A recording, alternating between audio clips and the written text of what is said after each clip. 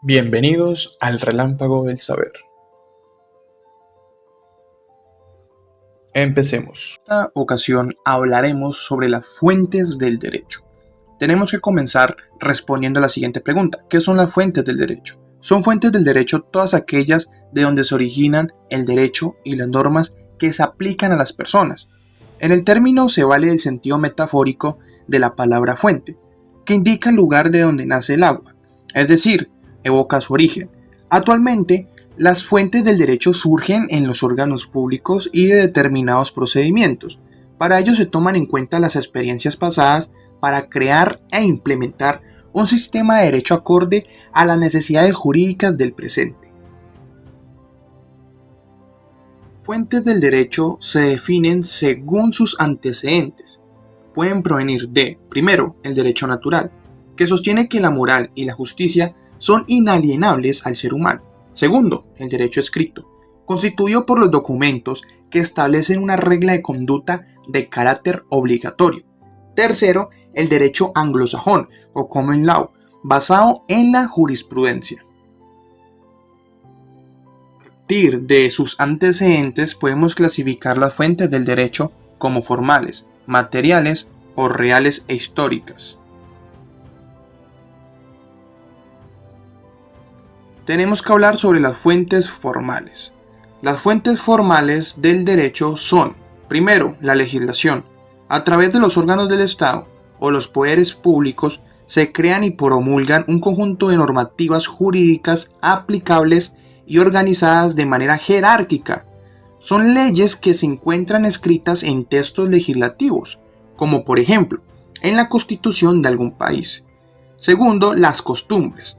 Se trata de la fuente formal más antigua, es de carácter cultural y conlleva una serie de conductas que son jurídicamente obligatorias y que se aplican de manera generalizada en una comunidad.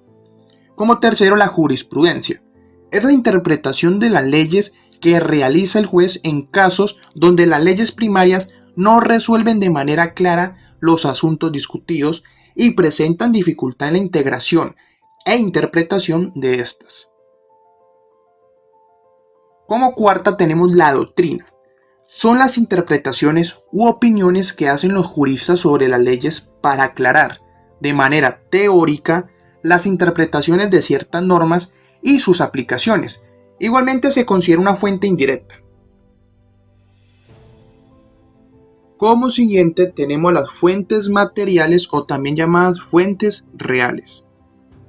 Las fuentes materiales o fuentes reales toman en cuenta la realidad social de un país o comunidad para determinar el contenido de una ley de carácter jurídico. Estas leyes o normativas pueden ser creadas a través de las autoridades u organismos autorizados para ello, como por ejemplo el Parlamento o la Asamblea del país en cuestión.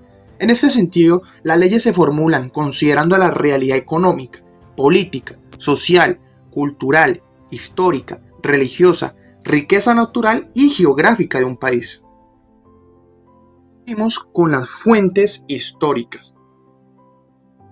Se refiere a todos los documentos, obras literarias, tratados científicos o testimonios de carácter jurídico o no, que evidencian cómo los pueblos o comunidades se organizaban y establecían normas. Estas normas son las que ahora sirven de ejemplo para la creación de nuevas leyes. Dos ejemplos de ellos son el Código de Hammurabi de la antigua Mesopotamia o la primera Declaración de los Derechos del Hombre y el Ciudadano en 1789. Ahora, como último punto importante, hablaremos sobre la importancia que tienen las fuentes del derecho. A través de las fuentes del derecho podemos entender el origen de las leyes y su evolución, así como los factores a tomar en cuenta para su elaboración y posterior aplicación. Además nos permite tener una perspectiva de efectos de su aplicación en la sociedad. También nos remite a la historia de la humanidad y a la creación de las primeras normas a partir de la religión y las costumbres. Fueron estas las normas que sirvieron para establecer los primeros sistemas de orden político, social y económico.